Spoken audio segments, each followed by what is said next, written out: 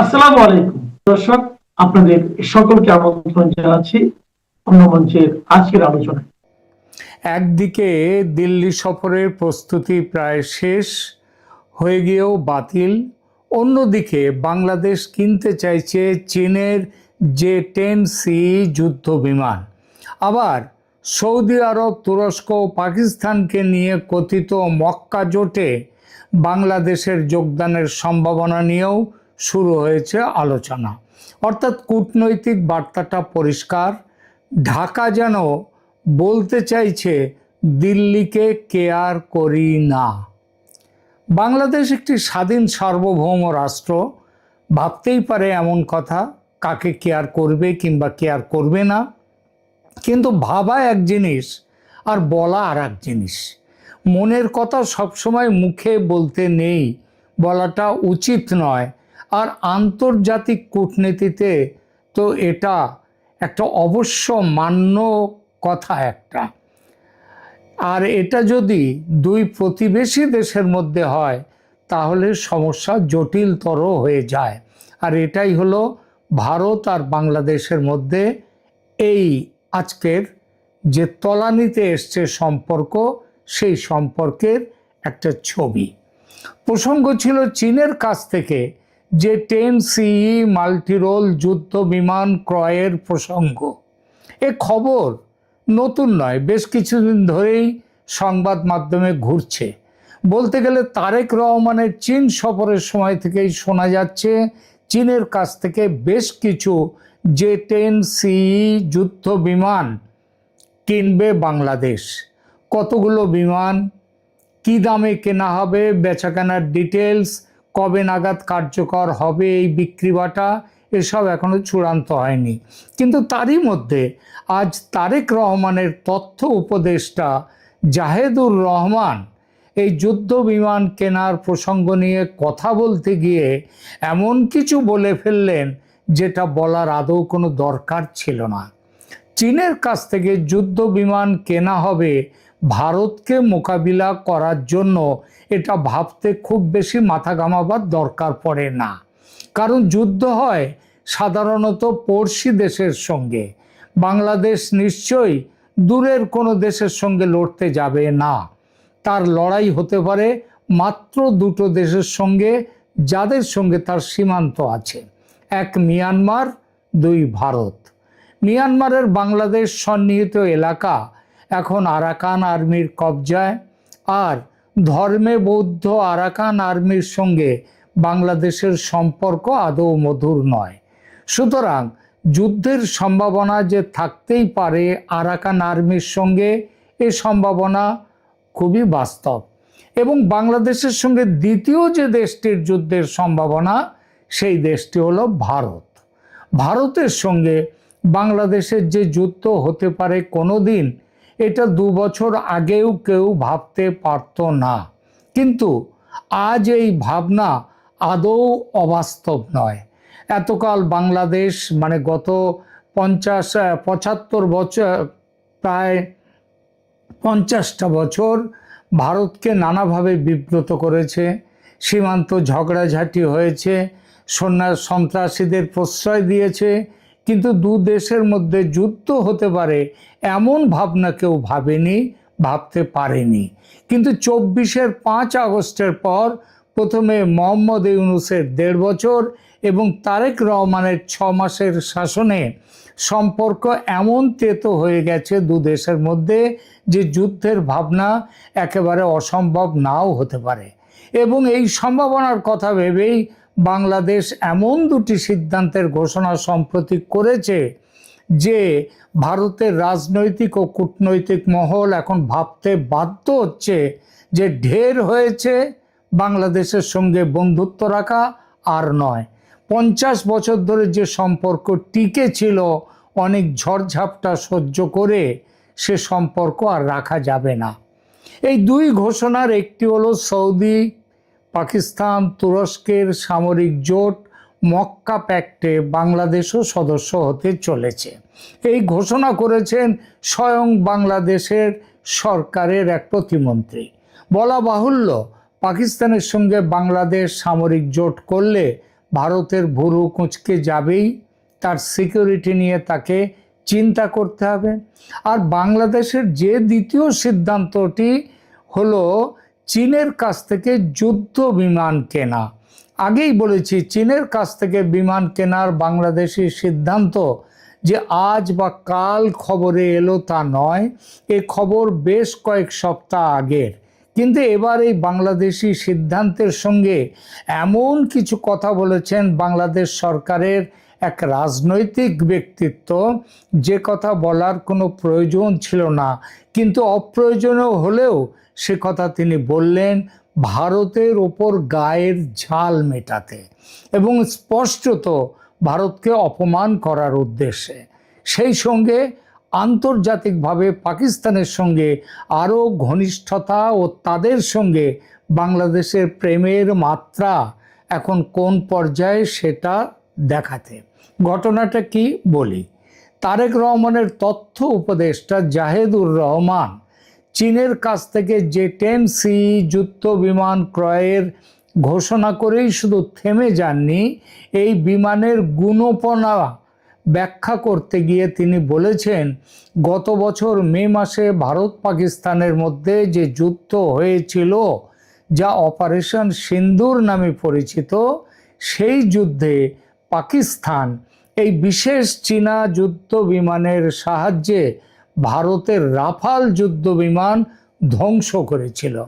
এবং এর দ্বারা তিনি ইঙ্গিতে এ কথাটা বলে দিলেন যে অপারেশন সিন্দুরে ভারত পাকিস্তানের কাছে নাস্তানাবুদ যে হয়েছিল, তার মূলে আছে চীনের এই বিশেষ চীনা যুদ্ধ বিমানের কৃতিত্ব।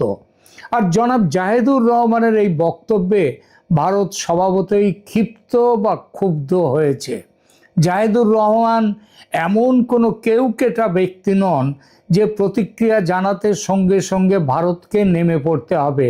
এই তো বোধহয় মাসখানেক আগে তাকে দিল্লি বিমানবন্দরে আটকে দেওয়া হয়েছিল, তিনি ডিপ্লোম্যাটিক পাসপোর্ট না নিয়ে এসে সাধারণ পাসপোর্ট নিয়ে এসেছিলেন বলে।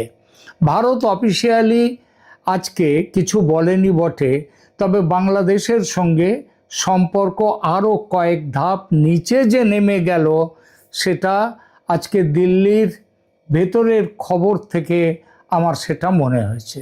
সাউথ ব্লকের কূটনৈতিক মহল জাহেদুর রহমানের এই মন্তব্যকে বালখিল্য সুলভ বক্তব্য মনে করছে।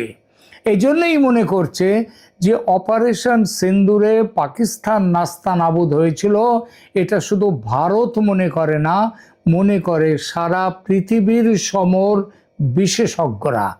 বাংলাদেশের কোথায় কোন চ্যাংড়া উপদেষ্টা কি বলল তাতে কিছু এসে যায় না। আন্তর্জাতিক যুদ্ধ ও কৌশলগত বিশেষজ্ঞ এবং বিভিন্ন প্রতিরক্ষা গবেষণা প্রতিষ্ঠানের বিশ্লেষণে অপারেশন সিন্দুরে ভারতের স্পষ্ট অগ্রগতির কথা বলা হয়েছে। ভারতের সুনির্দিষ্ট লক্ষ্যবস্তুতে ভারতের যে আঘাত আনার সক্ষমতা এবং অভিযানের গতি প্রকৃতির ক্ষেত্রে ভারতের যে একটি স্পষ্ট কৌশলগত ও প্রযুক্তিগত সুবিধা বা ক্লিয়ার অ্যাডভান্টেজ ছিল, সেই কথা সবাই মেনে নিয়েছেন আজ। এই বিষয়ে বিশেষজ্ঞদের মূল্যায়নগুলো একটু দেখা যাক। একটা হচ্ছে 2025 সালের মে মাসে পহেলগাঁওয়ের সন্ত্রাসী হামলার পর পরিচালিত এই অভিযানে ভারত দীর্ঘ পাল্লার সুনির্দিষ্ট ক্ষেপণাস্ত্র ও প্রযুক্তি যেমন ব্রহ্মস ও অন্যান্য আধুনিক অস্ত্র ব্যবহার করে পাকিস্তানের অভ্যন্তরে নির্দিষ্ট লক্ষ্যবস্তুতে আঘাত এনেছিল। সামরিক বিশ্লেষকদের মতে, আবার বলি ভারতের নয়, আন্তর্জাতিক সামরিক বিশ্লেষকদের মতে এই অভিযানের গতি ও পরিকল্পনা ভারতের পেশাদারিত্ব এবং ভারতের উন্নত যুদ্ধ কৌশলের প্রমাণ দেয়। পারমাণবিক ভীতির বাধা অতিক্রম করার ব্যাপারে কি বলেছে? আন্তর্জাতিক থিঙ্ক ট্যাঙ্ক ও সামরিক বিশেষজ্ঞদের অনেকে মনে করেন এই সংঘাত পাকিস্তানের দীর্ঘদিনের যে ফুল স্পেকট্রাম নিউক্লিয়ার ডিটারেন্স বা পারমাণবিক প্রতিরোধের ধারণার সীমাবদ্ধতা প্রকাশ্যে এনেছে। পরমাণু বোমার জুজু দেখিয়ে ভারতকে বড় ধরনের জবাব দেয়া থেকে বিরত রাখা যায়নি। যৌথ সামরিক সমন্বয়ের ব্যাপারে কি বলেছেন আন্তর্জাতিক বিশেষজ্ঞরা? যে ভারতীয় সশস্ত্র বাহিনীর 3 অঙ্গের স্থল, আকাশ ও নৌবাহিনী, তাদের মধ্যে উন্নত সমন্বয় এবং আন্তর্জাতিক আধুনিক প্রযুক্তির ব্যবহার কৌশলগত মহলে ইতিবাচক মূল্যায়ন পেয়েছে। পাকিস্তানের বিপরীতে পাকিস্তানের অবস্থান কি? অন্যদিকে পাকিস্তানের সামরিক ও সরকারি পক্ষ ভারতের এই সাফল্য সংক্রান্ত দাবিগুলোকে স্বীকার করেনি। তারা দাবি করেছে যে ভারত বেসামরিক এলাকা ও স্থাপনাকে লক্ষ্যবস্তু করেছিল এবং পাকিস্তানও তাদের নিজেদের মতো পাল্টা প্রতিরোধ গড়ে তুলেছিল। সংক্ষেপে, সামরিক গতিশীলতা, প্রযুক্তিগত নিখুঁত ব্যবহার এবং পূর্ব নির্ধারিত লক্ষ্য অর্জনের ক্ষেত্রে ভারতের কৌশলগত অবস্থান অনুকূল ছিল বলে অনেক আন্তর্জাতিক বিশেষজ্ঞ স্পষ্ট বলেছেন। যদিও আগেই বললাম, পাকিস্তান বলছে যে তারা নাকি এই যুদ্ধে ভারতের সাথে সমানে পাল্লা দিয়েছে। তো অপারেশন সিন্দুর কাদের জন্য স্থগিত হয়েছিল? মনে রাখবেন, সেটা পাকিস্তানের অনুরোধে। ডিজিএমও পাকিস্তানের, তারা ভারতের ডিজিএমওকে ফোন করে তারা এই জায়গাতে বলে যে যুদ্ধ থামান। যারা জিতে যায় তারা যুদ্ধ থামানোর জন্য ব্যাকুল হয় না। মুশকিলটা হচ্ছে বাংলাদেশ যে এসব জানে না তা নয়, কিন্তু তাদের ভারত বিরোধিতা এতটাই তীব্র এবং পাকিস্তান প্রেম এমন প্রবল যে অপ্রয়োজনীয় এসব কথা তাদের মুখ থেকে বেরিয়ে পড়েছে। আমার স্পষ্ট মনে আছে, অপারেশন সিন্দুরের সময় পাকিস্তান ভারতের রাফাল বিমানকে ভূপাতিত করেছে। এই মিথ্যে খবরে কিভাবে ঢাকায় আনন্দের বন্যা বয়ে গিয়েছিল ও কিভাবে বাজি ফাটিয়ে পাকিস্তানের কৃতিত্ব উদযাপন করেছিল বাংলাদেশিরা। পরে তারা জানতে পারে সে খবর ছিল ভুয়া। তারেক রহমানের উপদেষ্টা সেদিনের সেই ভুয়া খবর এখনো মনে রেখেছেন, আর তার জন্যেই পাকিস্তানের কৃতিত্বের কথা বড় গর্বের সঙ্গে বলেছেন। কিন্তু তার এই কথা বাংলাদেশের জন্য কত বড় ক্ষতি করলো সেটা এবার টের পাবে বাংলাদেশ। নয়াদিল্লি সিদ্ধান্ত নিয়েছে তারেক রহমানের সফর এখন ক্লোজড চ্যাপ্টার। বাংলাদেশকে ডিজেল বা বিদ্যুৎ দেয়া বন্ধ করা হবে, ভিসা আবার কঠোর হবে। এক কথায়, বাংলাদেশের দিকে সহযোগিতার হাত বাড়ানো। এত কিছুর পরে যে হাত বাড়িয়ে রেখেছিল ভারত, সেই হাতটা আস্তে আস্তে এবার পেছনে টেনে নেবে। শুধু এটা নয়, ভারতের ব্যবহার সর্বক্ষেত্রে আরও শীতল হবে। তার মানে আজকে বাংলাদেশ যে জ্বালানি সংকটে, বিদ্যুৎ সংকটে ভুগছে, ভারতের একটু ছোট্ট একটা টোকা মারলেই সেই সংকট কয়েক গুণ বেড়ে যাবে। বাংলাদেশের অর্থনীতি ধ্বংস হবে। সেই যে ব্যাপারটা নতুন করে আর বলবো না, কারণ গত বেশ কিছু প্রতিবেদনে আমি এই কথাগুলো বলেছি যে ভারত জ্বালানি না দিলে, বিদ্যুৎ না দিলে, তাদের রেডিমেড গার্মেন্টস শিল্পের যে সেখানটায় তাদের কাঁচামাল না দিলে এটা কোথায় গিয়ে দাঁড়াবে এই শিল্প, বাংলাদেশের অর্থনীতি, সেটা আরও আমি এর আগেও বলেছি এবং আগামী দিনে আরও দেখতে পাবেন। বাংলাদেশের প্রধানমন্ত্রী তারেক রহমানের ভারত সফর স্থগিত করায় কূটনৈতিক মহলের পাশাপাশি মিডিয়াও একেবারে তার তুখোর সমালোচনা নেমে পড়ল। ভারতবর্ষের যত মিডিয়া আছে সেখানে সব নামি দামি মানুষরা তারা সমস্ত রিয়াকশন দিচ্ছেন। জয়শঙ্কর বলেছেন, বীণা সিকরি বলেছেন, আপনাদের বাংলাদেশের পূর্বতন রাষ্ট্রদূত বিনা সিকরি, ভেঙ্কটরামন বলেছেন, আর ভেঙ্কটরামন, শশী থারুর, যে যার ভাষা মতো পরিশীলিত ভাষায় একেবারে ধুনে দিয়েছেন বাংলাদেশের কূটনৈতিক ব্যক্তিবর্গকে। যারা কূটনৈতিক কথাবার্তা, যারা ফেসবুকে আলোচনা করে, যারা মিডিয়ার সঙ্গে কথা বলে আলোচনা করে, মানে মিডিয়া ব্রিফিং দেয়, তারা কথা বলার যোগ্যতাই অর্জন করেনি, কূটনীতির যোগ্যতাই অর্জন করেনি। আমি একটা একটা করে, আমি তো সব দেখাতে পারবো না, আমি দুটো রিপোর্ট দেখাচ্ছি। একটা হচ্ছে মিন্টে জয়শঙ্কর কি বলেছেন। জয়শঙ্কর বলছেন, পারস্পরিক স্বার্থের পরীক্ষায় উত্তীর্ণ হলেই ভারত বাংলাদেশ সম্পর্ক সফল হতে পারে। প্রধানমন্ত্রীর সফল বাতিল করায় জয়শঙ্কর, মানে তারেকের সফর বাতিল করায়। বাংলাদেশের প্রধানমন্ত্রী তারেক রহমানের ভারত সফর নিয়ে কোনো নতুন তথ্য নেই বলে পররাষ্ট্র মন্ত্রণালয় জানানোর কয়েকদিন পর রবিবার পররাষ্ট্রমন্ত্রী এস জয়শঙ্কর বলেছেন যে পারস্পরিক স্বার্থের পরীক্ষায় উত্তীর্ণ হলে নয়াদিল্লি ও ঢাকার মধ্যকার সম্পর্ক সফল হতে পারে।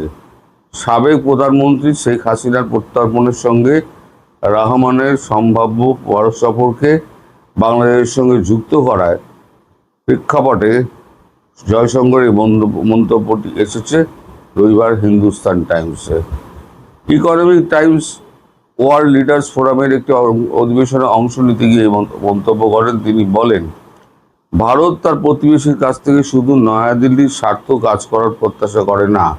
তিনি আরও বলেন, উভয় পক্ষ তখন একটি সাধারণ বোঝাপড়ায় পৌঁছাতে পারে, তখনই উভয় পক্ষ যখন একটি সাধারণ বোঝাপড়ায় পৌঁছাতে পারে তখনই দ্বিপাক্ষিক সম্পর্ক মসৃণভাবে চলতে পারে। বিষয়টি আরো বিশদভাবে ব্যাখ্যা করে মন্ত্রী উল্লেখ করেন, যখন উভয় পক্ষের মধ্যে সম্পর্ক সফল পৌঁছায় তখন সম্পর্কটি মসৃণভাবে চলে। এবং তিনি আরো বলেন, আমি সকল প্রতিবেশীর ক্ষেত্রে একথা বলবো, দিনের শেষে সম্পর্কের ক্ষেত্রে একটি পারস্পরিক মূল ভিত্তি থাকা কাজ করে। এটা গেল জয়শঙ্করের বক্তব্য। এনডিটিভি কি লিখছে আমি পরপর দেখি। আচ্ছা, জয়শঙ্কর যেটা ভিডিও করেছেন সেই ভিডিওতে তিনি বলেছেন যে এই উপেক্ষা ভারতবর্ষ কখনোই মেনে নেবে না, এই উপযুক্ত জবাব বাংলাদেশকে দেওয়া হবে, এটা কিন্তু উনি বলেছেন। মতামত এনডিটিভি লিখছে, মতামত বাড়াবাড়ি পর্যায়ের অবজ্ঞা, বাংলাদেশ প্রধানমন্ত্রীর আটকে পড়া ভারত সফরের কাহিনী। এই মাসে প্রধানমন্ত্রী তারেক রহমানের নির্ধারিত নয়াদিল্লি সফর আকস্মিকভাবে বাতিল করায় অনেক প্রশ্ন উঠেছে। লিখছে কে? লিখছেন হচ্ছে বিনা সিকরি। কোনো সফররত সরকার বা রাষ্ট্রপ্রধানের আনুষ্ঠানিক অভ্যর্থনা মহড়া পর্যায়ে বাতিল হওয়াটা একেবারেই নজিরবিহীন। খুব সম্ভবত এমনটা ঘটেছে কারণ সংশ্লিষ্ট বিশিষ্ট ব্যক্তি যার জন্য এই অনুষ্ঠানের আয়োজন করা হয়েছিল আলোচিত তারিখগুলিতে তার ভারত সফরের কোনো ইচ্ছা নেই, এই নির্ধারিত যোগাযোগের মাধ্যমে জানানোর প্রয়োজনও বোধ করেননি। 2026 সালে 23 থেকে 25 আগস্ট নির্ধারিত প্রধানমন্ত্রী তারেক রহমান ভারত সফরের ক্ষেত্রে ঠিক এমনটাই ঘটেছে। শুধু কূটনৈতিক অনভিজ্ঞতাই নয়, নবনির্বাচিত সরকারের কূটনৈতিক অনভিজ্ঞতার কারণে এটা হয়েছে বলা কঠিন। 2026 সালে 17 ফেব্রুয়ারি বাংলাদেশের প্রধানমন্ত্রীর শপথ গ্রহণের পরপরই প্রধানমন্ত্রী নরেন্দ্র মোদীর পক্ষ থেকে প্রধানমন্ত্রী তারেক রহমানকে সফরের জন্য একটি ব্যক্তিগত আমন্ত্রণপত্র পাঠানো হয়, যা ভারতের লোকসভা স্পিকার শ্রী ওম বিড়লা হস্তান্তর করেন। ভারতীয় আশ্বাস পেয়েছিল যে রহমানের প্রথম মন্তব্য হবে নয়াদিল্লি, কিন্তু সেই আমন্ত্রণপত্রের কোনো প্রাপ্তি স্বীকার পর্যন্ত করা হয়নি। শুরুতে আগস্টে আগস্টের শুরুতে তাকে দ্বিতীয় একটি আমন্ত্রণপত্র পাঠানো হয়, যেখানে বিমস্টেকের চেয়ারপারসন হিসেবে 12-13 সেপ্টেম্বর ভারতে আয়োজিত ব্রিক্স সম্মেলনের আউটরিচ অধিবেশনে অংশগ্রহণের জন্য আমন্ত্রণ জানানো হয়েছিল। এই দুটি পৃথক বিষয়। এই আমন্ত্রণ নিশ্চিত বা প্রত্যাখ্যান করে আনুষ্ঠানিক জবাব দেওয়ার পরিবর্তে বাংলাদেশ গণমাধ্যমের মাধ্যমে কূটনীতির পথ বেছে নিয়েছে, যেখানে প্রধানমন্ত্রী ঘনিষ্ঠ বলে পরিচিত ব্যক্তিরা সাক্ষাৎকার দিয়েছেন। এটি নিজস্ব স্ববিরোধা তৈরি করতে পারে, যা ভুল বোঝাবুঝির জন্ম দেবে এবং একটি ভ্রান্ত চিত্র তুলে ধরবে। যেমন 20 আগস্ট প্রকাশিত সরকারের সাক্ষাৎকারের মাধ্যমে ভারতকে বাংলাদেশের জুলাই গণঅভ্যুত্থানের বাস্তবতা বুঝতে হবে বলে বলা হয়েছে, অথচ আমরা জানি যে জুলাই সনদের সঙ্গে সঙ্গতি রেখে বাংলাদেশের সংবিধান পরিবর্তনের জন্য সংবিধান সংস্কার পরিষদ গঠনের লক্ষ্যে পরিকল্পিত দ্বিতীয় শপথটিকে 17 ফেব্রুয়ারি প্রধানমন্ত্রী রহমান নিজেই অসাংবিধানিক বলে আখ্যা দিয়েছিলেন। এই যে বিনা সিকরি আর ভেঙ্কটরামান, তা এরা যে সমস্ত বলছেন, প্রতিদিনসা সব বুদ্ধিজীবী যারা থিঙ্ক ট্যাঙ্ক, যাদের বক্তব্য সারা পৃথিবীর লোক শোনে,